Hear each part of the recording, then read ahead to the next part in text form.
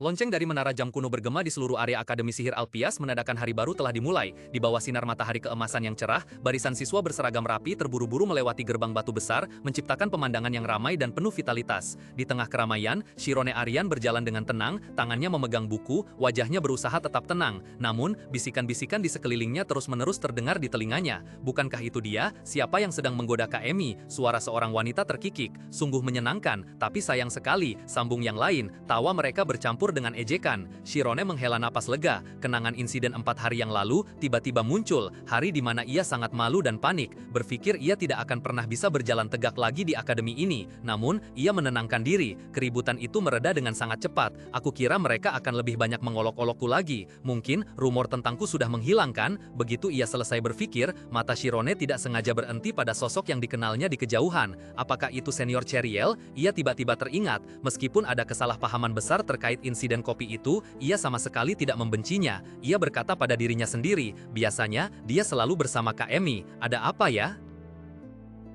Serial sedang berjalan di jalan beraspal, hatinya kacau. Dia memeluk erat buku di dadanya, tetapi pikirannya mengembara di suatu tempat yang jauh, penuh kekhawatiran. Tiba-tiba, sebuah suara yang familiar terdengar memotong alur pikirannya. Senior Ceriel terkejut berbalik dan berteriak keras saat menyadari bahwa yang memanggilnya adalah Shirone. Dalam kepanikan, dia mencengkram kerah baju Shirone, mata ungunya dipenuhi rasa takut dan kebingungan. Dia bertanya bertubi-tubi, "Kenapa kau di sini? Bagaimana dengan Emi? Ami, apa yang kau katakan? Lihat ini, apa kau tidak kenapa-kenapa?"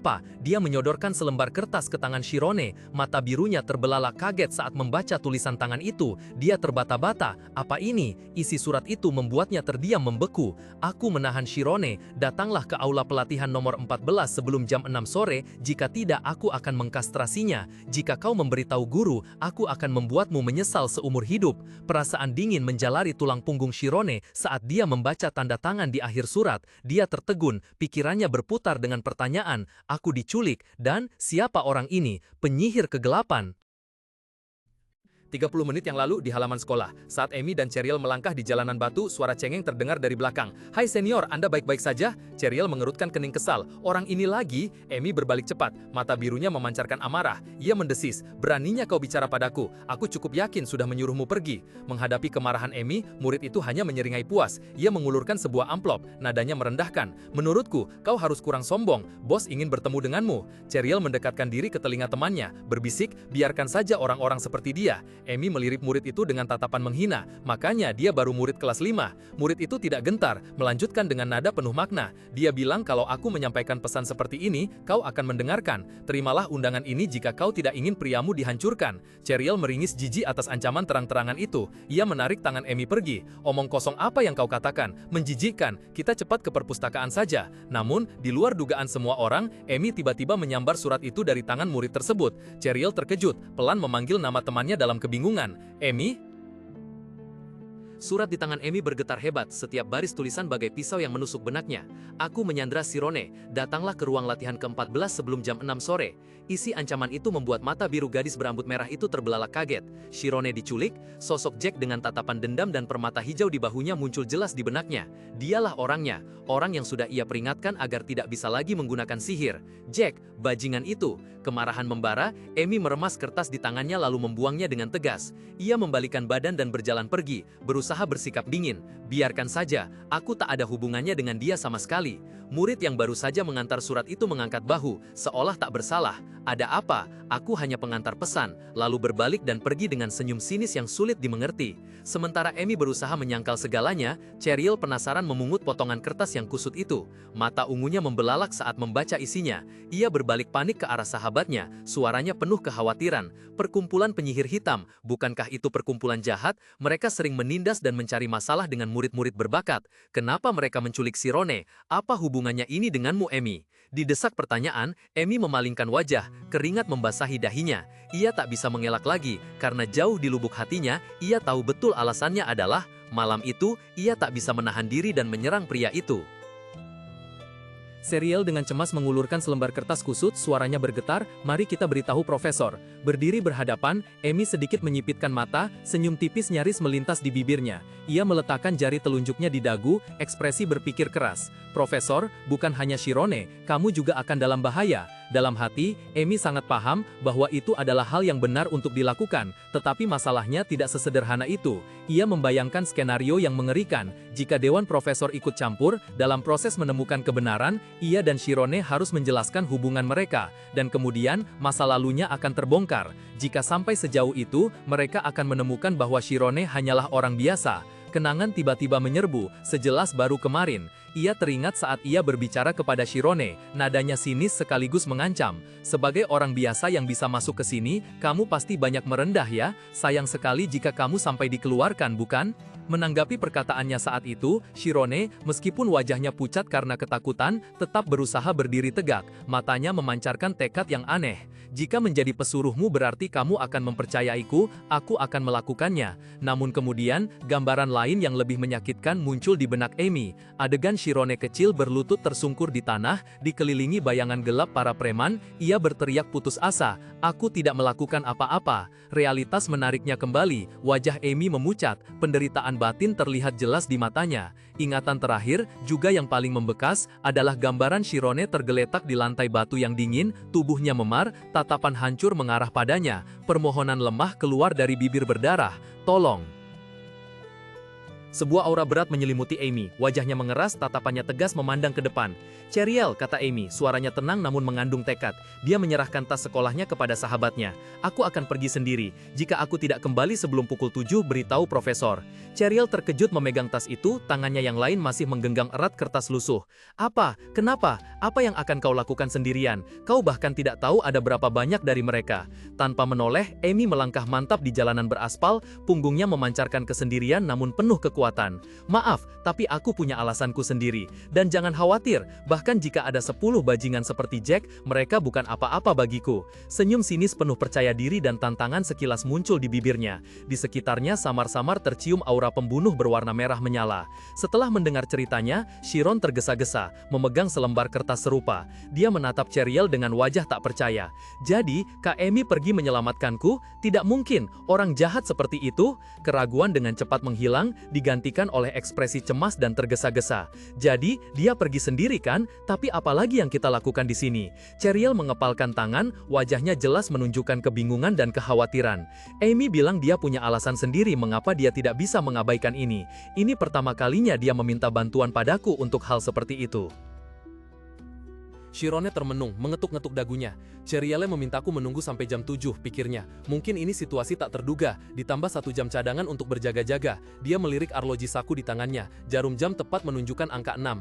Alasan dia tidak ingin memberitahu Profesor adalah untuk menjaga rahasia kita. Rahasia kita sudah terjalin. Itu berarti, mata biru Shirone tiba-tiba membelalak saat sebuah pikiran mengkhawatirkan. Mungkinkah dia pergi sendirian untuk menjaga keamanan rahasianya? Kesadaran itu bagai siraman air dingin. Dia segera berdiri, meraih tasnya. "Aku juga harus pergi." Cheryl terkejut dengan tindakan tiba-tiba Shirone. "Senior, tolong tunggu sampai waktu yang sudah ditentukan." Lalu menjatuhkan tas tangannya kembali ke bangku. Shirone melesat seperti anak panah, jubah hitamnya berkibar tertiup angin. "Area latihan ke-14 ada di sisi gunung," gumamnya sambil terengah-engah. "Bisakah aku tiba tepat waktu?" Tepat pada saat itu, sesosok bayangan tiba-tiba melompat ke udara dari belakang. "Kalau hanya berlari begini, kapan kita akan sampai?" Shirone belum sempat bereaksi ketika Cheryl melingkarkan lengannya pada Shirone. Aliran energi virus yang cemerlang menyala, menyelimuti keduanya. Dia dengan tegas menyatakan, "Akan lebih baik jika aku ikut denganmu. Kita akan menggunakan kuantumisasi, pegangan yang erat."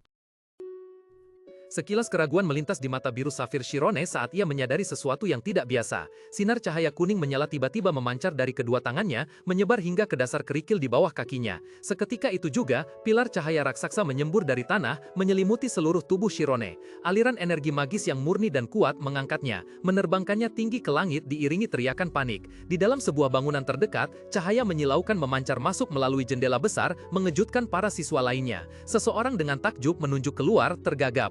Apa itu? Siapa yang menggunakan sihir? Setelah didorong hingga puncak pilar cahaya, Shirone masih terhuyung, belum sempat memahami apa yang terjadi. Namun kemudian, sensasi tanpa bobot tiba-tiba menghilang, digantikan oleh jatuhnya bebas yang menakutkan. Ketakutan yang luar biasa terlihat jelas di matanya saat ia menyadari dirinya sedang melaju lurus ke tanah. Jeritan putus asa Shirone merobek ruang saat hutan lebat di bawah semakin membesar, seolah akan menelannya. Cerial bersorak penuh semangat. Teleportasi akan berbahaya jika menabrak pohon, jadi kita terbang saja dari sini. Sebuah jalur cahaya biru kehijauan merobek udara, menembus hutan lebat dengan kecepatan memusingkan. Terkejut dan tidak terbiasa dengan akselerasi mendadak, Shirone tidak bisa menahan diri untuk tidak teriak nyaring. Keduanya mendarat di tanah dalam pusaran angin, debu berterbangan. Perjalanan mengerikan itu membuat Shirone terhuyung-huyung, rasa mual naik ke tenggorokannya. Dia bergegas ke pohon terdekat dan muntah-muntah, mulutnya terus mengeluh, "Ya ampun, tidak ada waktu sama sekali untuk mempersiapkan mental." Sementara itu, Cerial telah berdiri di tengah lapangan latihan yang sunyi, memanggil keras, "Amy, kamu di mana?" Dia terengah-engah, melihat sekeliling, lalu melanjutkan dengan kebingungan, "Tidak ada siapa-siapa. Aneh sekali bukan? Kita datang 10 menit lebih awal dari waktu yang dijanjikan." Masih berusaha menenangkan diri, Shirone bersandar pada batang pohon, menyampaikan dugaannya. "Menurutku, mereka sudah mengubah lokasi, karena lokasi yang tertera di kertas sudah bocor. Mungkin mereka sudah memperhitungkan bahwa para guru akan diberitahu." Cerial bertanya dengan cemas, "Lalu bagaimana dengan Amy?" Shirone berdiri tegak, ekspresinya menjadi serius. Rencana mereka cukup teliti. Aliran pikiran kacau berputar-putar di benak Shirone, kata-kata tentang rahasia, masa lalu, status rakyat jelata, dan resiko dikeluarkan dari sekolah terus berputar. Sekarang bukan waktunya untuk mengkhawatirkan identitasnya terbongkar. Ia menyadari situasinya mungkin jauh lebih berbahaya dari yang mereka kira. Dengan wajah tegang dan mata memancarkan urgensi, Shirone menoleh kepada senior yang bersamanya. "Senior, tolong kembali dan laporkan semuanya kepada profesor. Anda sendiri akan lebih cepat." Cerial ragu-ragu, dengan bingung menjawab, "Tapi Amy bilang dia punya alasan dan menyuruhku menunggu sampai jam 7. Shirone buru-buru memotongnya dengan mata mantap, "Tidak apa-apa, alasan itu karena aku. Jika aku membantu, tidak akan terjadi apa-apa, jadi cepatlah pergi." Cerial terpaku, mata ungunya terbuka lebar penuh keheranan, tanda tanya besar seolah muncul di sekelilingnya. Ia memegang kepala seakan tak percaya apa yang baru didengarnya, lalu berteriak, "Apa alasan penting itu kamu? Apa hubungan kalian? Apakah rumor kalian diam-diam berkencan itu benar? Fakta apa yang tidak aku tahu?" "Tidak ada waktu." Shirone dengan panik memotong letupan emosinya, "Semakin lama semakin berbahaya." Urgensi dalam suara Shirone akhirnya membawa Cerial kembali ke kenyataan. Ia mengangguk tegas, "Aku mengerti, di sini sangat berbahaya bagimu, jadi tunggu di sini ya." Setelah berkata begitu, ia segera berbalik dan berlari sekuat tenaga menuju akademi. Melihat punggung Cerial yang menghilang jauh, Shirone menghela napas lega. Ia menahan kecemasannya, matanya menjadi tajam dan tegas. Pegunungan adalah sesuatu yang sudah sangat ia kenali. Semburan kekuatan sihir biru raksasa meledak, menyapu hutan dengan raungan gemuruh. "Mungkin aku bisa menemukan jejaknya," gumamnya pada diri sendiri dengan wajah penuh tekad. Sihirnya menyebar, menerangi setiap batang pohon dan bilah rumput, mencari petunjuk sekecil apapun. Dan kemudian, dia berhasil. "Ketemu, ada jejak kaki!" Energi sihir menghilang, mengembalikan ketenangan hutan seperti sedia kala. Shirone berlutut, dengan saksama mengamati jejak-jejak bercahaya samar di tanah. "Ini adalah jejak kaki dua orang, baru ditinggalkan belum lama ini," gumamnya menganalisis. Tetapi kemudian, alisnya berkerut. Namun, itu tiba-tiba menghilang di tengah jalan. Mungkinkah mereka terbang? Tepat pada saat itu, suara aneh dan terputus-putus terdengar, membuat Shirone terkesiap dan mendongak dengan cepat. "Suara apa itu?" Wajah Shirone memucat, pikiran menakutkan menyelinap di benaknya saat dia tergagap ketakutan. "Tidak mungkin!" Cahaya senja turun mewarnai seluruh bentangan langit jauh dengan oranye cerah berkilau. Shirone tiba-tiba berhenti, firasat buruk merayap di benaknya memaksanya menoleh ke belakang. Di hadapannya, di atas pegunungan yang jauh, ada gumpalan asap hitam pekat raksasa yang membubung lurus ke langit, pemandangan yang sangat tidak biasa dan mengkhawatirkan. Ketenangan di wajah Shirone seketika lenyap, digantikan ketegangan dan kecemasan ekstrim. Apa yang terjadi? Pertanyaan itu bergema di benaknya. Dia harus segera sampai di sana. Dalam sekejap, pengetahuan tentang berbagai jenis sihir pergerakan muncul di benaknya. Teleportasi, sihir elemen cahaya, hanya memungkinkan perpindahan dalam jarak 10 meter yang singkat dan tidak cocok untuk jarak sebesar ini. Pilihan yang jauh lebih mungkin adalah penerbangan. Itu adalah sihir elemen angin, kombinasi dua jenis sihir secara seimbang dan digunakan banyak penyihir karena kemudahan aksesnya. Itulah cara dia bisa cepat mencapai tempat asal kolom asap itu.